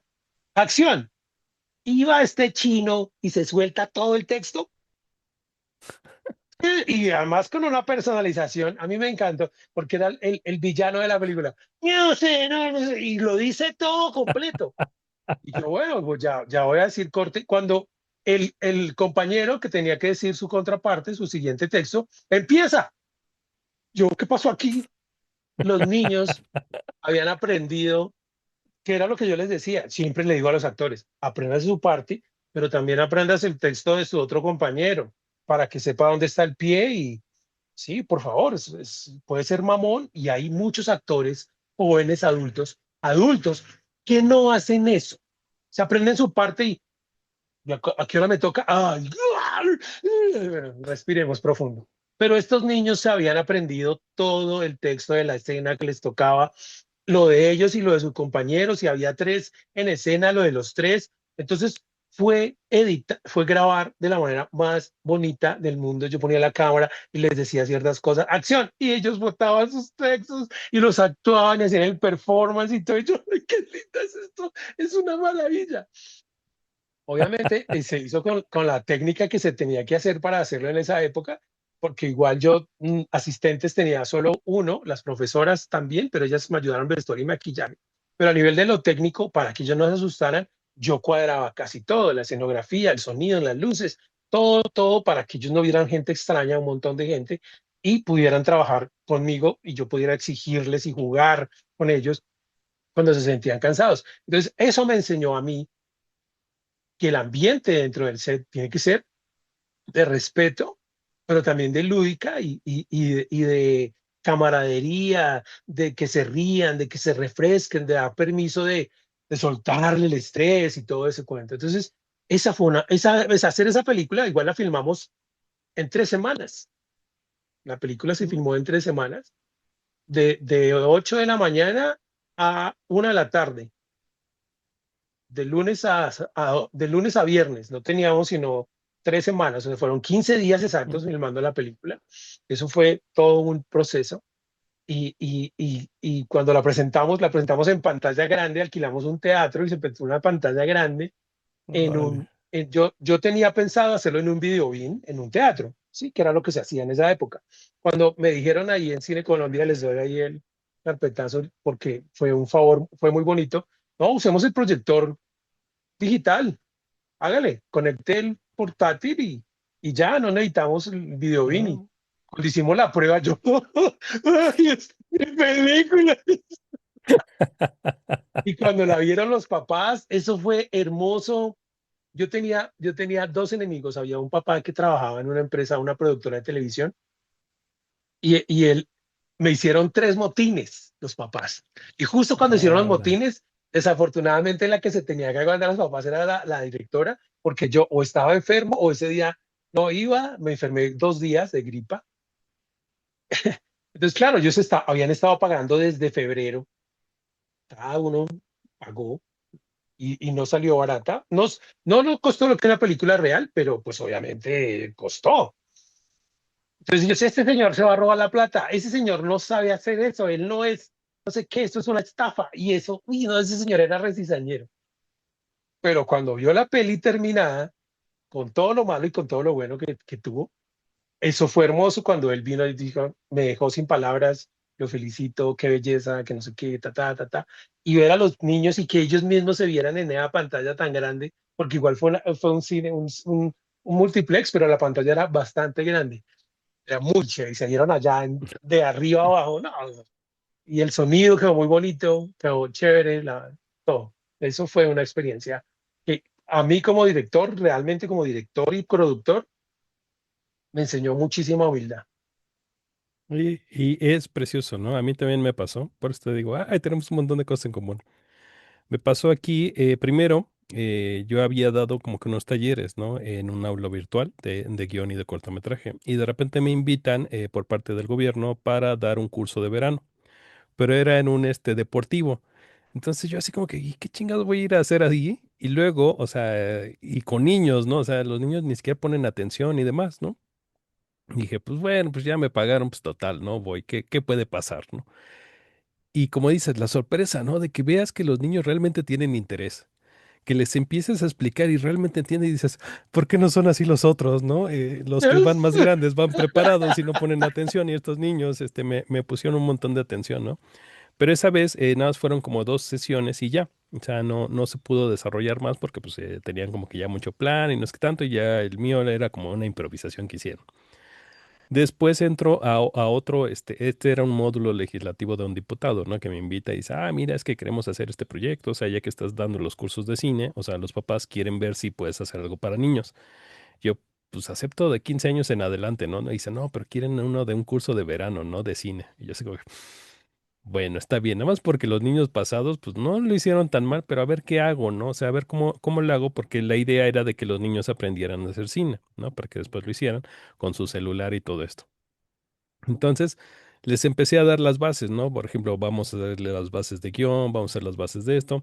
Y yo decía, ¿cómo le hago para hacerlo muy simple, ¿no? Y de repente les empiezo a dar la información simple y los niños, no, pero esto se hace así.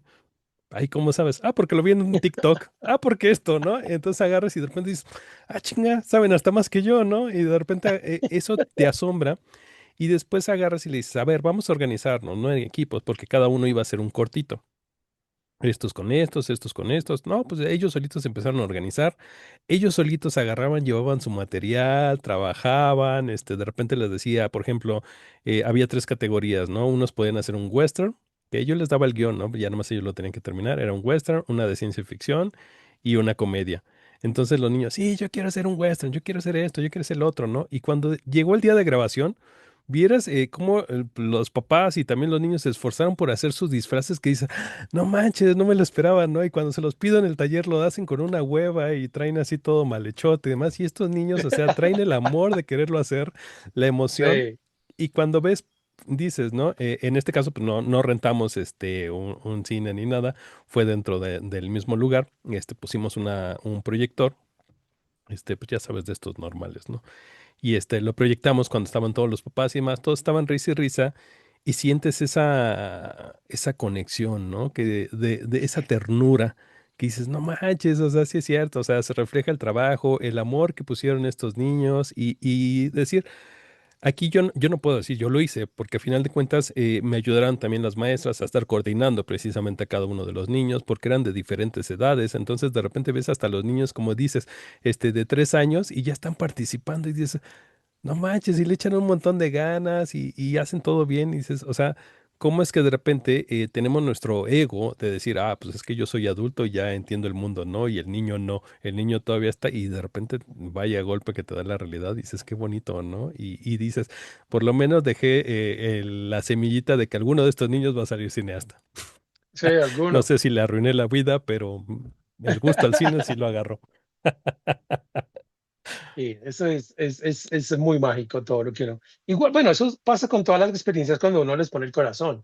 No solamente va a pasar con este arte, con las otras artes también pasa y con cualquier otra labor, ¿sí? Que la gente tenga. Yo, pues uno a raíz de esto tiene experiencias con personas, artistas del calzado, de la lana, de la comida, de la leche, que hacen yogures y cosas así por el estilo y cuando le ponen todo, eso salen cosas mágicas, salen cosas bonitas. Y no perder esa esencia mágica del niño. Yo por eso, cuando diseñé el proceso pedagógico basado en la lúdica, fue porque tuve mucho contacto con niños, ¿sí? Y yo había sido recreador cuando estaba en el colegio y la actuación, el arte y todo lo que el arte me había enseñado, dije, vea, es que cuando juego a actuar, pasan estas cosas, ¿sí? Y cuando juego en una recreación, pues pasan estas otras cosas. Y luego ya dictando los talleres con los profesores de teatro y todo esto, les dije, podemos utilizar el juego no solamente para pasar el tiempo, sino para aprender cosas, desarrollar valores, desarrollar habilidades, desarrollar conocimientos. Y eso sí, eso es desde el 96 más o menos que vengo trabajando el proyecto pedagógico. Y obviamente lo vinculé con el teatro, con un poco de danza y con el cine. Entonces yo comencé a grabar todas las cositas que hacía con los niños. Yo decía, pues grabémosla. Claro que vamos a hacer un baile, pues sí, pero no solo lo presentemos en tarima, sino hagámosle un video, ¿sí? Sí. Y de ahí fue que salió la idea de la peli. De ahí un día yo estaba trabajando en un colegio y no, yo no estaba trabajando en el colegio, sino conocí a unos alumnos y me dijeron, es que necesitamos montar una obra de teatro. ¿Nos ayuda? Sí. Entonces, durante 2 años monté la obra de teatro y el tercer año ya era otro grupo, me volvieron a contratar los alumnos, no el colegio, los alumnos, para que yo, pues, hagamos obra de teatro, hagamos una peli. Ay, pues yo les ayudo y tal, van a pagar lo mismo y pues hacemos esto, Sí. esto y esto. Entonces sí, lo hicimos y esa fue con adolescentes y muy bonito, también espectacular. Y el año siguiente le vendí la idea al jardín infantil, me la compraron y hicimos la peli, luego se la vendí a otro jardín y hice 2 películas con niños. Y ya después, obviamente, todo lo que puedo llegar a hacer en los talleres de cortometrajes. El primer taller era un taller de guión y me dijeron, vamos a hacer un film minuto. Yo, pero si tenemos 9 participantes, pues hagamos 9 cortos. Aquí uno solo. No, pero es Pues que no, sí. no, yo tengo mis equipos, yo tengo ahí para editar. Así que mal, a que hagan la experiencia de dirigir su corto y su guión, háganle. Entonces, y así resultaron los festivales después. Y es bonito, es simpático todo eso. Así es. Pero bueno, Will, me ha encantado tenerte aquí, pero el tiempo ya nos come. Sí, Este, yo creo que te vamos a volver a invitar porque quedaron todavía muchos temas pendientes. Me gustaría tal vez en un futuro hablar precisamente del cine colombiano, que nos hables todavía un poco más, tal vez de su historia y esto, sí, porque es sí, súper sí, sí, interesante. sí. Y hay de repente poca información, ¿no? Que nos llegue acá y pues de repente aprovechar precisamente estos medios para ampliar este conocimiento, ¿no? Pero dime, ¿dónde te puede encontrar la gente que esté interesada, que esté en Colombia o en otras partes del mundo, que tal vez quiera tomar un taller contigo, aprender algo de ti o ver tu trabajo? Digamos así como rápido, está www.w, la letra W, la letra D, estudios con S, W de estudios.net. Esa es la página web de mi productora, pero ahí obviamente pueden ir al Instagram. Lo que pasa es que en Instagram estoy con el de fotografía, con el de la productora, con el mío, con el de los libros. Entonces es un universo muy grande. Pero si quieren contactarse o algo, ahí me pueden escribir también. Ahí está el correo en la página web www.wdestudios.net. Si están en España, entonces es wdestudios.net, porque la W no suena igual allá que acá. Allá Sí. es wdestudios.net. Entonces ahí me pueden encontrar. También WD Studios lo pueden encontrar en YouTube. Ahí próximamente, antes la música que había usado en la película de los niños era música, obviamente, eso fue en el 2011. Entonces utilicé música de películas de verdad, de Disney y todo eso. Entonces estaba bloqueado en un montón de lugares. Ahora encontré la manera de quitarle la música y le voy a poner música original, para que podamos verlo en todas partes. Pero ahí encuentran los cortos en W Studios en YouTube. Pueden encontrar los cortos, lo que se ha hecho últimamente, que se puede dejar salir al aire. Entonces ahí está, cositas que hago, bueno, en fin, ahí hay, porque hay otros canales, el de los actores y eso, pero ahí pueden encontrar, tanto en YouTube como en la página web, pueden encontrar cositas y contactarse conmigo si están acá en Bogotá, fabuloso, porque Aquí en Bogotá trabajo los talleres personalizados con grupos pequeños o personas sobre cámara, dirección o producción audiovisual y edición. No, pues muchísimas gracias por habernos acompañado, Will. Créeme que fue un Un gusto placer. y conocer a gente de otros países es todavía más, ¿no? Porque te amplía precisamente el conocimiento, la experiencia y todo. Muchísimas gracias, Will. Pues realmente muchísimas gracias por la invitación. Fue un gran, gran, gran espacio. Se pasa rápido el tiempo. Uno puede seguir hablando y hablando. De todas maneras, claro que sí. Cualquier otra invitación, gustoso estar por acá. Bueno, pues chicos, síganos precisamente en este espacio, denle suscribirse para que lleguemos a más gente, compártanlo con sus amigos, con sus familiares, con alguien, si no les gustó, con alguien que odien para que también lo vea este programa. Igual si quieren venir, recuerden que nos pueden contactar en W Cinema de Barrio, en YouTube, también nos encuentran en Facebook como Cinema de Barrio, en Instagram, acuérdense que nos tiraron la página, entonces ahora estamos iniciando otra vez, entonces estamos como W Cinema-D-Barrio 2, para que no piensen, ay, mira, estos acaban de empezar, no, ya tenemos tiempo, no es que nos tiraron esa página. Entonces, pero pues ayúdenos otra vez a crecer, ¿vale? Pues cuídense y que estén muy bien. Nos vemos en el siguiente programa. Bye. Cinema de Barrio. De los cines a tu barrio.